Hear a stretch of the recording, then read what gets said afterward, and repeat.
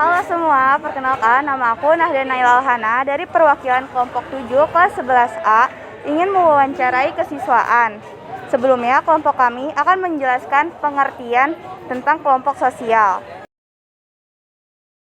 Nah, kelompok sosial adalah kumpulan manusia yang memiliki kesadaran bersama akan keanggotaan dan saling berinteraksi.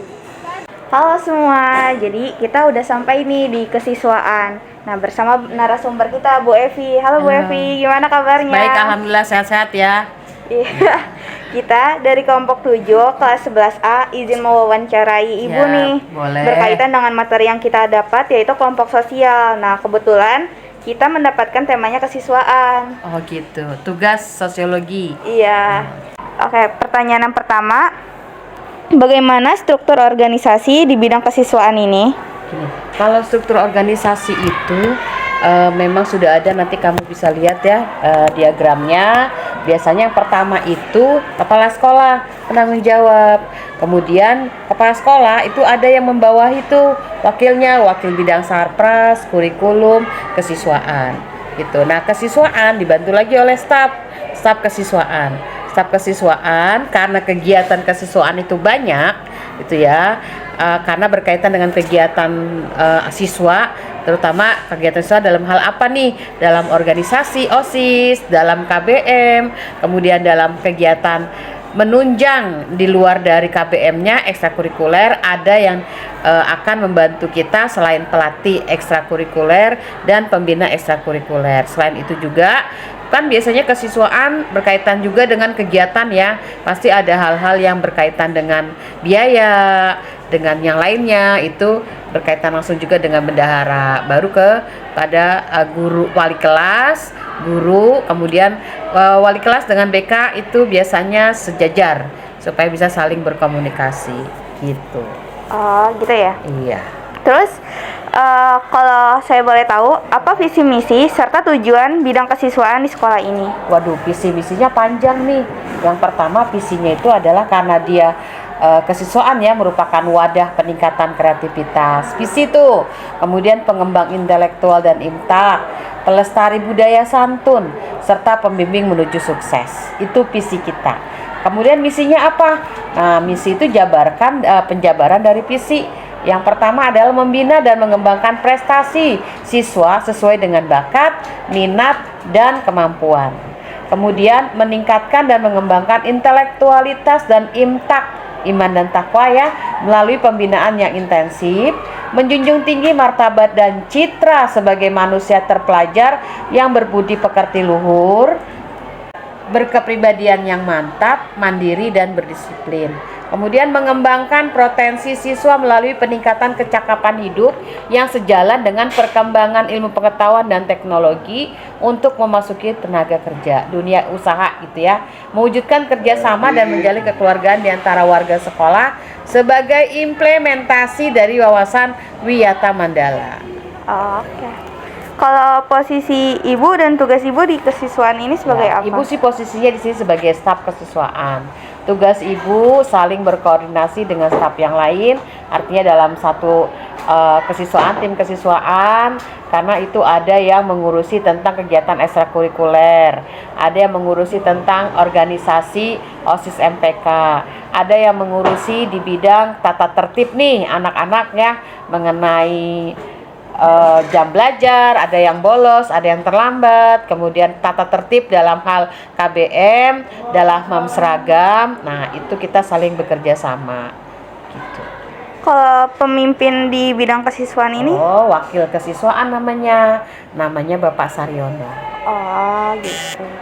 Kalau Ibu menangani kasus kenakalan remaja yang biasa terjadi di SMA Negeri 54 itu biasanya kayak gimana? Ya, tergantung kasus kenakalannya ya. Contoh, kalau kenakalan remajanya berupa bullying gitu ya, nah itu seperti apa. Kemudian kalau kenakalan remajanya berupa tawuran, itu kita ada SOP-nya.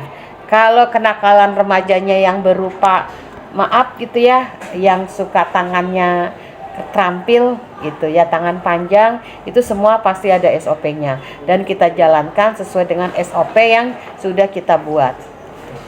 Oh, gitu ya.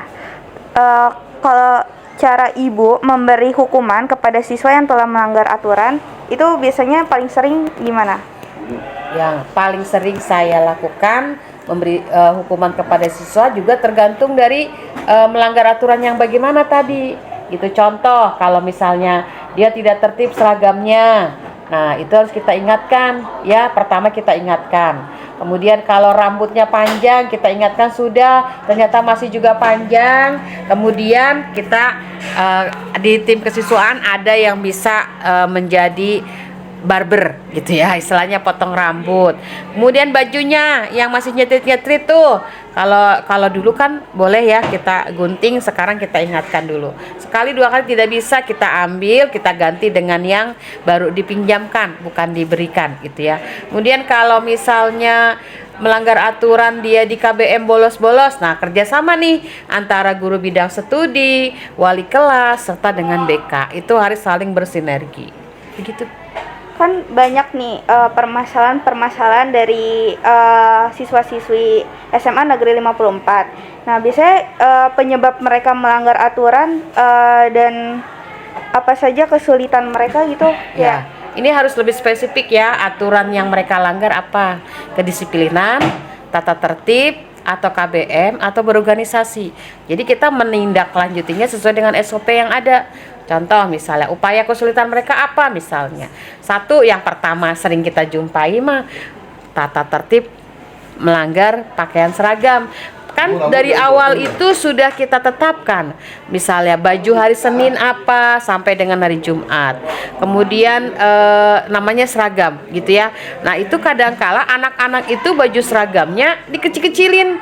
Yang harusnya memang sudah pas biar kelihatan seksi gitu kali ya, biar kelihatan wow gitu, padahal kan itu tidak baik. Kita di sini menegakkan disiplin dalam berseragam. Kalau tindakan yang biasa dilakukan kesiswaan untuk mencegah kasus-kasusnya gimana? Tindakannya juga tergantung kasus. Satu, koordinasi dengan wali kelas, koordinasi dengan BK, koordinasi juga dengan orang tua siswa.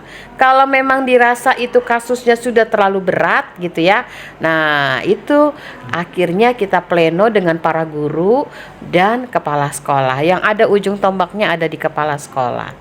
Gitu tindakannya ya, contohnya kalau misalnya ada siswa yang tawuran, tiba-tiba dia ditangkap gitu ya dengan oleh aparat keamanan. Nah, pasti pihak keamanan itu menelpon sekolahnya di mana. Nah, ini kan ada beberapa bulan yang lalu mungkin kejadian seperti itu, diteleponlah pihak ke sekolah, terutama pihak kesiswaan, bagaimana responnya. Setelah kita ditelepon oleh pihak keamanan gitu ya, kemudian kita tindak lanjuti, kita datangi anak ini di mana, orang tuanya juga kita ajak bekerja sama. Nah, selanjutnya itu masalahnya berat atau tidak tergantung dari pihak oknum, bukan oknumnya, pihak keamanan gitu ya. Misalnya tawuran tadi terciduklah oleh polisi ya, nongkrong terciduklah oleh polisi, mau tidak mau pihak sekolah itu juga harus saling bekerja sama ya, terutama kalau misalnya terciduknya di lingkungan sekolah, dia nongkrong, pada saat itu cuma nongkrong tapi ikut-ikutan. Nah, kita harus buktikan benar atau tidak dia hanya ikut-ikutan atau memang ternyata dia penggemar berat nongkrong, karena pulang sekolah itu kan harus sudah pulang, tidak boleh nongkrong itu ya. Itu. Oke. Makasih banyak ya Ibu udah mau diwawancarai. Ya, sama-sama, semoga puas ya. Merupakan bagian dari realitas eh,